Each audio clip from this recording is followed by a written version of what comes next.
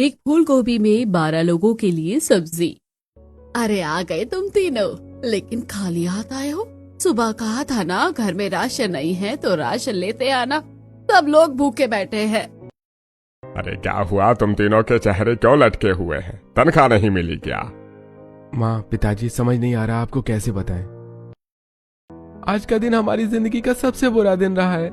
मैं तो सोच रहा हूँ कि पूरा दिन अब कटेगा कैसे। अरे क्या हो गया तुम लोगों को, बताओगे? मुझे चिंता हो रही है। माँ, आज हम तीनों को तनख्वाह मिली थी, लेकिन शाम को एक डिलीवरी करते समय ठंड में कोहरे की वजह से मुझे साफ दिखाई नहीं दिया और मेरी गाड़ी से एक एक्सीडेंट हो गया, और एक्सीडेंट में हुए नुकसान की भरपाई करने के लिए हम तीनों की तनख्वाह खर्च हो गई। मतलब आने वाला पूरा महीना हमें बिना पैसों के गुजारना होगा? लेकिन घर में तो राशन तक खत्म हो गया है, सिर्फ थोड़े से चावल बचे हैं। इसमें पूरा महीना कैसे चलेगा? अरे बहुआ, तुम अभी चावल बना दो और देखो घर में कोई सब्जी हो तो उसे ही बना लाओ। पहले खाना खाते हैं, फिर इस समस्या का हल ढूंढेंगे। घर में तो सिर्फ एक गोभी पड़ी है, एक गोभी में 12 लोगों का खाना कैसे बनेगा? बड़ी बहू, एक काम करो, चूल्हा जलाकर पहले चावल पकाने के लिए रख दो। इतनी देर में एक गोभी के छोटे छोटे टुकड़े कर लेना और कुकर में पानी डालकर उसे छोंक देना, सबके लिए हो जाएगा। ठीक है बुआ जी, जैसा आप कहें। अपनी बुआ सास की बात सुनकर तीनों बहुएं खाना बनाने के लिए चल देती हैं। दरअसल चंद्रकांता देवी के तीनों बेटे रमेश, सुरेश और दिनेश ट्रक ड्राइवर का काम करते थे। आज के दिन उन तीनों को तनख्वाह मिलने वाली थी। पूरा परिवार खुश था कि घर में राशन आएगा और उन्हें पेट भरकर खाना मिलेगा, लेकिन अचानक से इस तरह खत्म हो जाने की वजह से पूरा परिवार चिंता में था। सभी लोग आ जाइए, खाना बनकर तैयार है। बहू, ये सब्जी तो खाने लायक बिल्कुल भी नहीं है। लेकिन माँ जी, घर में तो एक ही गोभी थी और एक गोभी में 12 लोगों की सब्जी ऐसी ही बन सकती है। अरे देखो, अब जो भी है सब प्रेम से खा लो और सो जाओ, कल का कल देखेंगे। रतनलाल जी की बात सुनकर सभी लोग बेमन से खाना खाते हैं और सोने चले जाते हैं। रिया, चाय का क्या हुआ? क्या आज चाय नहीं मिलेगी? भैया, घर में चाय पत्ती, चीनी, दूध और यहाँ तक कि सिलेंडर में गैस तक नहीं है। चाय कैसे बनेगी? ये लो, मेरे पास ये 50 रुपए है, इसमें से घर में कुछ राशन ला सकते हैं। ये 20 रुपए मेरे पास भी पड़े हैं। 50 रुपए मेरे पास भी हैं। ये लो, 20 रुपए मेरे पास भी बचे हुए हैं। 50 रुपए मैं भी पिछले महीने जोड़ कर रखे थे। इसी तरह घर के सभी सदस्य अपने अपने पास जुड़े हुए पैसे निकालते हैं और रिया को पकड़ाते हैं।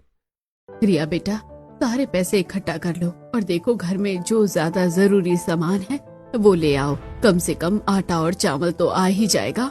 माँ जी, ये तो सिर्फ 280 रुपए है, इतने से क्या ही होगा? अब जो है यही है, अब हमारे पास कुछ नहीं बचा और पैसे चाहिए तो 1 महीना इंतजार करना होगा। रमेश बेटा, नाराज मत हो, बहू भी गलत नहीं है। जाओ सोहम, 10 रुपए का दूध और 10 रुपए की चीनी चाय पत्ती ले आओ। बहू चूल्हे पर चाय बना देगी। ठीक है बुआ जी, मैं अभी ले आता हूँ। शारदा जी की बात सुनकर सोहन दूध, चाय पत्ती, चीनी लेने जाता है और रिया सभी को चाय बनाकर पिलाती है, जिसके बाद रमेश, सुरेश और दिनेश काम पर निकल जाते हैं। भाभी, जितने पैसे हमारे पास है उसमें से तो केवल आटा और चावल आए हैं। माँ, पिताजी और वो सभी भूखे हैं। रोटी और चावल तो हम बना देंगे, लेकिन सब्जी का क्या करें? करिश्मा, सामने देखो, कुछ दिनों पहले हमने जो पौधा लगाया था उसमें से एक गोभी का फूल निकल आया है। अरे हाँ, ये तो काफी बड़ा भी हो गया है। अगर हम इस गोभी की सब्जी बना लेते हैं तो कम से कम आज का दिन तो कट ही जाएगा। लेकिन एक गोभी में 12 लोगों की सब्जी कैसे बनेगी? अब जो है वही बना लेते हैं, कम से कम भूखे तो नहीं सोना पड़ेगा। आपस में बातें करने के बाद तीनों बहुएं खाना बनाने के लिए जाती हैं और एक गोभी में ही 12 लोगों के परिवार की सब्जी बनाकर रोटियां सेक लेती हैं। रिया, मीना, करिश्मा, सबके लिए खाना लगा दो। जी माँ जी। तीनों बहू पूरे परिवार को रोटियों के साथ पतली पतली गोभी की सब्जी परोसती है। माँ, आज फिर अपने गोभी की सब्जी बना दी, मैं नहीं खाऊंगा, मुझको नहीं पसंद। हाँ भाभी, मुझे भी नहीं खानी है गोभी की ये पानी वाली सब्जी। अरे हद करती हो तुम लोग, खाना बनाने में इतनी आफत आ रही थी कि ये गोभी बना दी हमारे लिए। सुबह पैसे देकर गए थे ना हम लोग, तो क्या आप लोग उन पैसों से ढंग का खाना तक नहीं बना पाए? बच्चों, जितना पैसा तुम लोगों ने दिया था उसमें से केवल आटा और चावल आ सकते थे। छोटे बहू ने कुछ दिन पहले गोभी का पौधा लगाया था, उसमें एक गोभी उग गई, तो इन्होंने उसी एक गोभी की सब्जी हम 12 लोगों के लिए बना दी, वरना सूखी रोटी खानी पड़ती। शारदा देवी की बात सुनकर सभी लोग चुपचाप उस पानी वाली गोभी से ही रोटी खाकर सो जाते हैं। अगले 4 दिन तक यही हाल रोजाना होता है। गोभी के पौधे में रोज एक गोभी निकलती है और मजबूरी में बहुओं को एक गोभी में से 12 लोगों के लिए सब्जी बनानी होती है, ताकि सभी को पेट भरकर खाना मिल सके। ये क्या है मीना, मैं थक गया हूँ ये पानी वाली गोभी खाते खाते। अगर तुम लोगों से खाना नहीं बनता तो बता दो, हम भूखे ही रह लेंगे। तो मुझे क्या शौक है आपके लिए रोजाना गोभी बनाने का? जब घर में पैसे ही नहीं है दाल या सब्जी लाने के लिए, तो हम बनाए तो बनाए क्या? अरे पूरे दिन गधों की तरह मेहनत करने के बाद एक तो तुम ढंग का खाना भी नहीं खिला सकती, ऊपर से जुबान चलाती हो। सुरेश, ये क्या तरीका है अपनी पत्नी से बात करने का? रिया तुम बीच में बंद बोलो, मैं भी थक चुका हूँ रोज रोज ये गोभी खाकर, मुझे गुस्सा मत दिलाओ। तो जैसे कि हमें तो मजे आ रहे हैं खुद ये पतली सी गोभी खाने में। अगर अच्छा खाना चाहिए तो हमें राशन के पैसे दे दो, हम रोज बढ़िया बढ़िया खाना बनाकर खिलाएंगे। भाभी आप हमारी गरीबी का मजाक उड़ा रही हो। मजाक नहीं है दिनेश, हम भी थक चुके हैं रोजाना एक गोभी में 12 लोगों के लिए सब्जी बनाकर। तुम लोगों की जिम्मेदारी है घर में सामान लाने की, जब बनाने के लिए कुछ है नहीं तो हम भी क्या करें? रिया मेरा हाथ उठ जाएगा तुम पर, अगर तुम अभी की अभी चुप नहीं हुई तो। अरे शांत हो जाओ तुम सब लोग, और ये क्या घर को जंग का मैदान बना रखा है? अरे सुरेश, रमेश, दिनेश चुपचाप बैठो और खाना खाओ, और रिया, मीना और करिश्मा तुम लोग भी खाना खाओ और सो जाओ। रतनलाल जी के गुस्से को देखकर सब लोग चुपचाप बेमन से वही रोटी के साथ गोभी की सब्जी खाकर सो जाते हैं। भाभी, आज तो पौधे पर भी गोभी नहीं लगी है, आज खाने में क्या बनाएंगे? इसी की चिंता मुझे भी है। सभी लोग जब खाना मांगेंगे उन्हें क्या परोसेंगे? मैंने तो केवल चावल बनाए हैं रोटी के साथ, सब्जी की जरूरत पड़ती इसलिए मैंने थोड़े से मसाले डालकर चावल बना लिए। अब जो है वही परोसेंगे। अब क्या हम लोगों को भूखा ही घर से भेजोगी? चाय रोटी कुछ मिलेगा या नहीं? इन लोगों को पंचायत करने से फुर्सत मिले तब तो ये हमें खाना देंगी। अरे मेरा तो दिमाग खराब हो चुका है, ये लोग अभी फिर से रोटी के साथ पानी वाली गोभी लेकर आ जाएंगी। नहीं सुरेश, आज तो गोभी ही नहीं है घर में, और सब्जी लाने के लिए हमारे पास पैसे भी नहीं हैं। ये क्या पैसे पैसे लगा रखा है? आज तक तुम्हें बढ़िया बढ़िया खिलाया है, घर में जरा सी तंगी क्या आ गई, तुम लोगों की जुबान चलने लग गई है। अरे लेकिन हम तो बस बता रहे हैं। मीना तुम चुप रहो वरना मेरा हाथ उठ जाएगा तुम पर। पता नहीं क्या नाटक है इन लोगों का, सुबह उठने से लेकर रात को सोने तक पैसा पैसा पैसा लगाए रखती हैं। देखा भैया, पैसे से ही इंसान की इज्जत होती है। 1 महीने हमने पैसे नहीं दिए तो ये लोग एक गोभी में 12 लोगों की सब्जी बनाकर हमारे सामने रख देती हैं। मुझे तो खाना ही नहीं है खाना इस घर में। दिनेश, रमेश चलो यहाँ से। ऐसा कहकर चंद्रकांता देवी के तीनों बेटे गुस्से में भूखे ही घर से बाहर चले जाते हैं। इसके बाद तीनों बहुएं रोने लग जाती हैं। मिल गई शांति तुम लोगों को। कितनी बार समझाया है आदमी के सामने तेज आवाज में मत बोला करो, लेकिन तुम्हारी जुबान चले बिना आवाज नहीं आती। शारदा देवी की बात सुनकर बहुएं और ज्यादा रोने लग जाती हैं, लेकिन कुछ कह नहीं पाती। भाभी और करिश्मा, मैं सोच रही हूँ कि क्यों ना हम लोग भी कुछ काम कर ले, थोड़े पैसे कमा लेंगे तो कम से कम घर खर्चे में मदद हो जाएगी। हाँ, कल रात मुझे नींद नहीं आई। आज तक कभी इन लोगों ने हमसे इस तरह से बात नहीं की है। तनख्वाह तो अगले महीने तक आएगी, तब तक रोज रोज की कलीज से बेहतर है कि हम लोग ही कुछ काम कर ले। हम अभी पास ही में जो खेत है ना, उसमें फसल कटाई चल रही है, क्यों ना हम जाकर दिहाड़ी की बात करें? हाँ ठीक है, ये सही रहेगा। घर का सारा काम खत्म कर देते हैं, उसके बाद माँ जी से पूछकर काम की बात कर लेंगे। इसके बाद तीनों बहुएं घर का काम खत्म करके अपनी सास चंद्रकांता देवी से अनुमति लेकर श्यामू काका के खेत में पहुंचती हैं।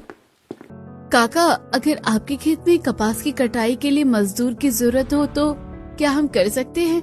अरे हाँ हाँ जरूर, लेकिन सोच लो ठंड बहुत है और ठंड की वजह से ही सभी मजदूर काम करने की मना करके चले गए हैं, तो तुम लोग कर लोगी ना?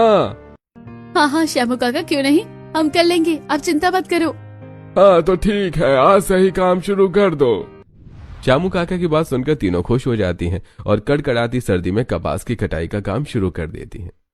ये लो बहुरिया, तुम्हारा आज का मेहनताना। तुम तीनों ने मिलकर आज 600 रुपए की कटाई की है। लेकिन काका, इतनी सर्दी में कपास काटते काटते हमारे हाथ तक लाल पड़ गए हैं, ये मेहनताना तो बहुत कम है। अरे देखो बहू, अभी तो मैं इतना ही दे पाऊंगा, वैसे भी सर्दी में पाल की वजह से मेरी कपास खराब हो गई है। अगर आज मना कर दिया तो कल से काम नहीं मिलेगा, इससे बेहतर जितना मिल रहा है उतना ले लेती हूँ। ठीक है काका, लाओ दे दो, आज का मेहनताना, कल हम समय से खेत पर आ जाएंगे।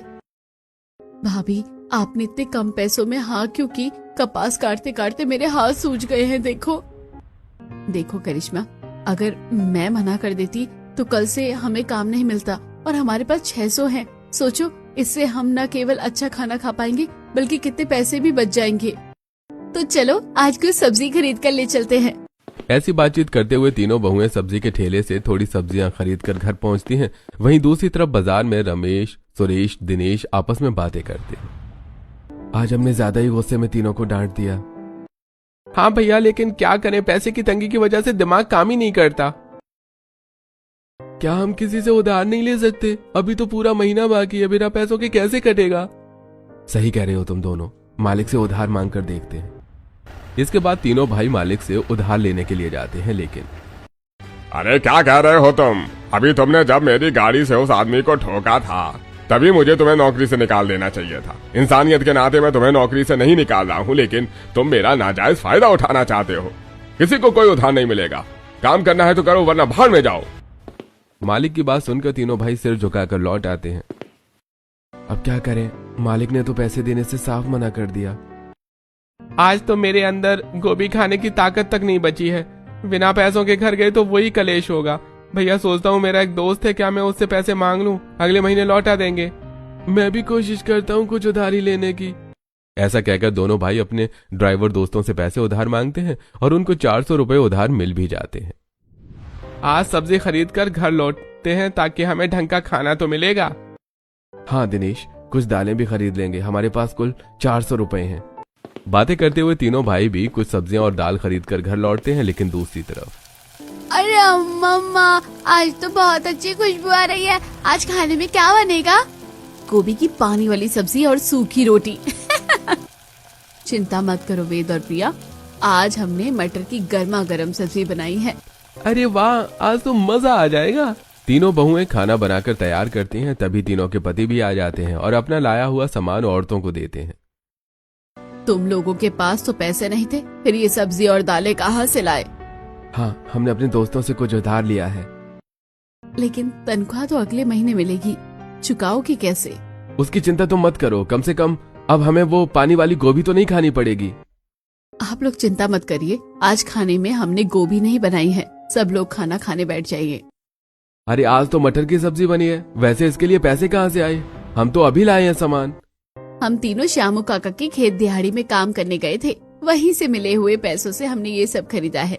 हाँ, हम थोड़ी सी गाजर और मूली भी लेकर आए हैं, कल सुबह इसका अचार डाल देंगे, तो जब सब्जी नहीं होगी तो अचार से खाना खा पाएंगे। हाँ बहू, तुम्हारे हाथ का अचार सच में बहुत बढ़िया लगता है खाने में।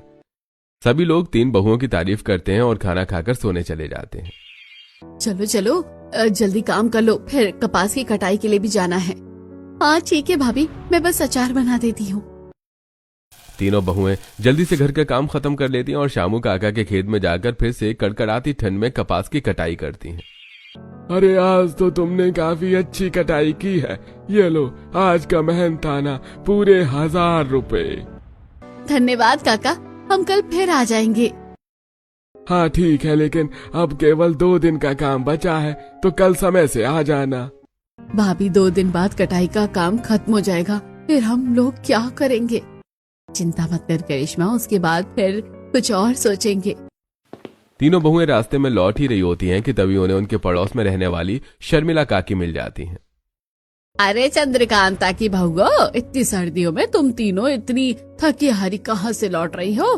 परेशान भी दिख रही हो। कुछ नहीं काकी, बस श्यामू काका के खेत पर गए थे, घर में थोड़ी परेशानी है तो कपास की कटाई कर लेते हैं दिन में, लेकिन 2 दिन बाद तो वो भी बंद हो जाएगी। अगर तुम लोग बुरा ना मानो तो मेरे पास एक काम है, क्या तुम लोग करोगी? हाँ काकी, बताओ क्या काम है? देखो मेरी अब उम्र हो गई है और मेरी बहू और बेटे नौकरी पर जाते हैं, तो घर में खाना बनाने की दिक्कत है, तो क्या तुम में से कोई मेरे घर आकर सुबह शाम का खाना बना दिया करोगी? महीने के 2000 दूंगी। अभी सुबह शाम का खाना बनाने में मुश्किल से 1 घंटे का समय लगेगा, ये काम तो मैं कर लूंगी। आप कहो तो हाँ कर दे। ठीक है काकी, करिश्मा आकर खाना बना दिया करेगी, लेकिन आप पैसे एडवांस में दे देना। ठीक है बेटा, कल सुबह 9 बजे आ जाना। इस तरह शर्मिला जी से बात करके तीनों बहुएं घर लौट आई हैं और घर में खाना खाते समय सभी को ये बात बताती हैं। तो अब तुम दूसरों के घरों में खाना बनाने जाओगी, लेकिन बुआ जी घर में तंगी जो है उसके लिए तो हमें कुछ करना ही पड़ेगा ना। लेकिन क्या सुबह इतनी जल्दी करिश्मा तुम जा पाओगी? हाँ माँ जी, काम मैं और करिश्मा मिलकर निपटा लेंगे, इससे कुछ पैसे भी आ जाएंगे। लेकिन कब तक तुम लोग ऐसे छोटे छोटे काम करोगी? अरे मीना बहू, इतने अच्छे अचार बना लेती हो तो तुम इसी का काम क्यों नहीं कर लेती? अरे इस तरह तो रिया को मंगोली पापड़ और तिल की गज्जक बनाना भी आता है और ये बहुत स्वाद बनाती है। और करिश्मा भाभी के हाथ का खाना लाजवाब होता है। तो क्यों ना हम सब लोग अपना खुद का काम शुरू करें। दूसरों के लिए हम अचार पापड़ तिल पट्टी मंगोड़ी बनाया करेंगे। भाभी ये तो कमाल का आइडिया है, लेकिन हमसे ये सब खरीदेगा कौन? उसकी चिंता तुम मत करो, मेरी कुछ सहेलियां हैं, मैं उनसे बात कर लूंगी। ठीक है, लेकिन इस काम को शुरू करने के लिए हमें कुछ पैसे जोड़ने होंगे। शामू काका के खेत पर 2 दिन का काम बाकी है और शर्मिला काकी से भी हमने एडवांस के लिए बोल दिया है। ठीक है, तो पैसे आते ही हम थोड़ा थोड़ा सामान लेकर आएंगे और अपना काम शुरू करेंगे। चलो ठीक है, अब सब लोग खाना खा लेते हैं। सभी लोग खाना खाकर सो जाते हैं। अगले दिन सुबह दिनेश और सुरेश ने अपने जिन दोस्तों से उधार लिया था वो तड़के ही उनका दरवाजा पीटते हैं। अरे बहू देखो जरा, कौन सुबह सुबह दरवाजा पीट रहा है? हाँ देखा तो सही, पूरी नींद खराब कर दी। प्रिया दरवाजा खोलती है तो देखती है कि बाहर सुरेश और दिनेश के 2 दोस्त खड़े हैं। अरे भाई सुरेश, मैंने तुझे जो पैसे उधार दिए थे वो अभी के अभी मुझे वापस चाहिए। अरे हाँ, मुझे भी, हमें बहुत जरूरी काम है, हमें पैसे अभी के अभी वापस दो। लेकिन इतनी जल्दी मैं पैसे कहाँ से लाऊंगा? हमने कहा तो था कि अगले महीने की तनख्वाह में दे देंगे। अरे तुम्हारी जरूरत पर हमने पैसा दिया, अब हमारा पैसा वापस करो, हम अगले महीने तक इंतजार थोड़े ना करेंगे। दोनों आदमी घर के बाहर चिल्लाने लगते हैं, जिससे पड़ोसी इकट्ठे हो जाते हैं और रमेश, सुरेश और दिनेश की बदनामी होने लगती है कि तभी लीजिए अपने पैसे और निकल जाइए इस घर से। अगली बार इस घर की तरफ देखिएगा भी मत। लेकिन दिया, ये पैसे तो तुम्हारे और मीना और करिश्मा के हैं, तुम लोगों ने मेहनत से कमाए हैं। लेकिन हमारे घर की इज्जत से ज्यादा तो नहीं है ना। अपनी बहू की बात सुनकर चंद्रकांता देवी का सिर गर्व से ऊपर उठ जाता है। इसके बाद सुरेश के दोस्त शर्मिंदा होकर चले जाते हैं। जल्दी से हमें कुछ खाना बांध कर दे दो, थोड़ा ज्यादा काम कर लेंगे तो ज्यादा पैसे आ जाएंगे। लेकिन अभी तो सिर्फ रोटी बनी है, कहूँ तो अचार के साथ ही बांध दो। हाँ, जो है दे दो। तीनों के लिए रोटी और अचार देने के बाद घर का काम निपटाकर तीनों बहुएं फिर से शामू काका के खेत पर पहुंचती हैं। भाभी आज तो बहुत ठंड है, कोहरे की वजह से कुछ दिख भी नहीं रहा है, मेरे तो हाथ ही नहीं चल रहे हैं। हाँ हमें मालूम है, लेकिन क्या करें, काम भी तो करना ही पड़ेगा ना। आज जल्दी जल्दी जितना होता है उतना कर लेते हैं, फिर घर चलेंगे। तीनों जल्दी जल्दी शाम तक काफी सारी कपास काट कर रख देती हैं और पैसे लेकर घर आ जाती हैं। मीना करिश्मा देखो, हमारे पास कुल मिलाकर 4000 रुपए है। अगर हम बाजार जाकर कुछ सामान ले आते हैं और घर में अचार पापड़ मंगोड़ी और तिलपट्टी बनाकर बेचते हैं तो हम अपना काम शुरू कर सकते हैं। जल्दी से खाना बना लेते हैं, फिर बाजार चलेंगे, सामान आज ही लाकर रख देते हैं। थोड़ा सामान तो शर्मिला काकी को ही बेच देंगे, मैंने उनसे बात भी कर ली है। फिर तो बहुत बढ़िया, चलो जल्दी घर का काम निपटाकर बाजार चलते हैं। तीनों बहू जल्दी जल्दी घर का काम निपटाकर बाजार जाती हैं और बाजार से अचार पापड़ मंगोड़ी और तिलपट्टी बनाने का सामान ले आती हैं। अरे इतनी सारी सब्जियां, और फिर से तुम गोभी ले आई। अरे माँ जी, ये सब हम अचार और गज्जक बनाने के लिए लाए हैं। इसके हम अचार लड्डू और तिलपट्टी बनाकर बेचेंगे। आप लोग खाना खाकर सो जाइए, तब तक हम ये सब बना लेते हैं। सभी लोगों के सोने के बाद तीनों बहुएं मिलकर खूब सारा अचार तिलपट्टी लड्डू और गज्जक बनाकर तैयार कर लेती हैं। काकी, मैं अचार और गज्जक ले आई हूँ। अचार का डिब्बा 100 रुपए का है और गज्जक का 200 का है। पहले मैं चखूंगी फिर लूंगी। हाँ काकी, आप चख लो, पसंद आए तभी लेना। इसके बाद शर्मिला जी अचार और गज्जक खुद भी खाती हैं और अपने बहू बेटे को भी खिलाती हैं। करिश्मा, ये तो बहुत ही बढ़िया है, बाजार से भी अच्छा लग रहा है। एक काम कर दे, मुझे दे जा और ये ले 1000 रुपए। कल मेरे लिए 3 डब्बे गज्जक के और 4 डब्बे अचार के ले आना। ठीक है काकी। इसके बाद करिश्मा खुश होकर घर लौट आती है और सभी को शर्मिला के ऑर्डर के बारे में बताती है। अरे घर में कोई है? हाँ हाँ शर्मिला, आओ अंदर आओ। चंद्रकांता, तेरी बहू तो साक्षात अन्नपूर्णा है। इनका बनाया हुआ अचार और गज्जक मेरी सहेलियों को इतना पसंद आया कि उन्होंने बहुत सारा ऑर्डर दिया है। अच्छा काकी, बताइए आपको क्या क्या चाहिए? 20 डिब्बे गज्जक, 20 डब्बे अचार और 10-10 पैकेट मंगोड़ी और पापड़। और ये लो 5,000 रुपए एडवांस में। जब ऑर्डर बन जाए तो दे जाना। ऑर्डर देकर शर्मिला जी तो चली जाती हैं। बहू, तुमने ऑर्डर तो ले लिया, लेकिन इसे पूरा कैसे करोगी? आप चिंता मत करें बुआ जी, हम मिलकर कर लेंगे। घर में इतना फैलारा क्यों फैला हुआ है? कोई दावत होने वाली है क्या? नहीं, ये हमारी बहू का नया बिजनेस है। उन्हें काफी बड़ा ऑर्डर मिला है। अरे वाह, चलो हम भी तुम्हारी मदद करते हैं।